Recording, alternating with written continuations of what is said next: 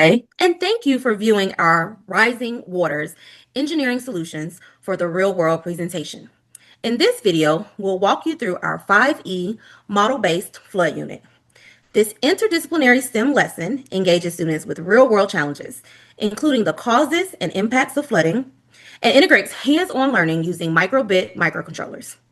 Let's take a closer look at how each phase of the unit is designed to support inquiry, critical thinking, and problem solving. Our project was a collaborative effort between Albert Irvin, Ryan Evans, and Tiffany Jones. Floods are among the most common and destructive natural disasters. Teaching about them helps students understand the science behind extreme weather, but also encourages problem solving and critical thinking.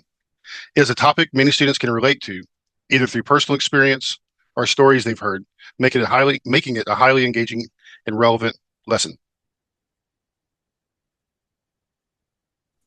This unit is designed for middle school and high school students. Learners explore real-world flood challenges using interactive tools, including the Concord Consortium simulations and microbits.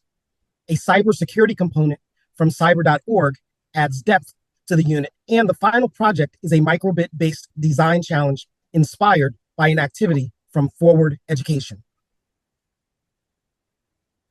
We begin with an engaging scenario. A nearby flood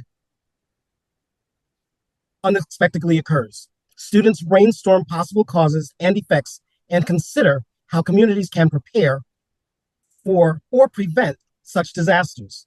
This phase features interactive videos, one covering a recent U.S. flood and another explaining flood types, causes, and mitigation methods. Formative reflection questions are included to activate prior knowledge and spark curiosity. In the Explore phase, students interact with the Concord Consortium simulations to investigate flooding variables like terrain, rainfall, and land use. They use structured note organizers and vocabulary worksheets to track their learning, and they complete short reflections and quizzes to demonstrate understanding. We've embedded real-world relevance by highlighting STEM careers throughout the unit. During the Explain phase, we shift from exploration to structured learning. They'll be introduced to the microbit, and where you can walk students through Microsoft MakeCode, showing them how to create simple block-based programs. Then you'll look at how to display patterns on the LED ring and read real-time data from the moisture sensor. Then we'll connect these concepts to a real-world scenario using sensor input to control a sump pump. It'll model the process step by step, and the students will adapt and customize their own programs, which helps solidify their understanding and encourages problem solving. In the Elaborate stage, teachers can choose to complete the following activities. Flood detection with flood alarms. In this lesson, students build a platform and attach a LED light, microbit, and moisture sensor. In the Use phase, students analyze the starter code to understand how it works. In the Modify phase, students change the code to add new features, like sound or light signals that tell communities when a flood is coming. In the Create phase, students work in a group to design, build, and code their own flood alarm. Students are challenged to think about what features their model should have to help detect tide levels and alert coastal communities of a flash flood. In the Flood Protection with Sump Pumps, students are using the design process to design a solution where a community is protected from flooding by now using code and a sump pump to pump out the additional water.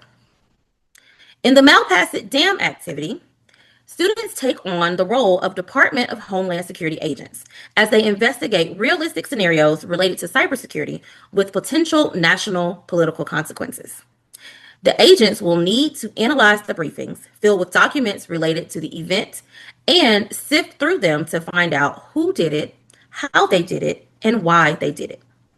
The students will have to think critically about the information they read, work cooperatively as a team to accurately find a solution, and effectively communicate their findings to their supervisor while also giving suggestions for the next step for the Department of Homeland Security to take.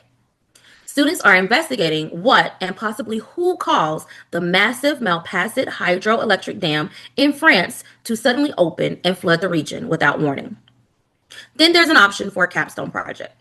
Teachers can choose to complete which activities work best with their courses, class size, grade level, and/or instructional period. All activities can be completed at the high school level as they naturally scaffold into each other. The capstone project is not detailed in the unit plan. It can be developed by the teacher, whereas the student can be given a real world problem and asked how they could apply what they learned in this unit to solve it.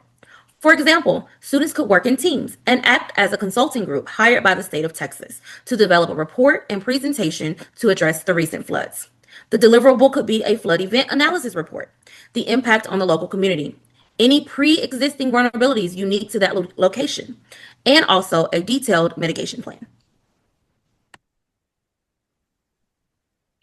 In the evaluate phase, students demonstrate what they've learned through multiple forms of assessment. Each phase includes formative checks for understanding, such as reflection questions and short quizzes. The final project, a flood monitoring or mitigation system using microbits, is accessed using a detailed rubric. This rubric helps ensure students are evaluated consistently on both their technical understanding and problem-solving approach. This unit helps students see how STEM can address global and local problems. It's grounded in inquiry, collaboration, and design thinking. It's also interdisciplinary, blending science, technology, math, and even elements of cybersecurity as students work with microcontrollers. The unit ends with student-designed flood mitigation solutions.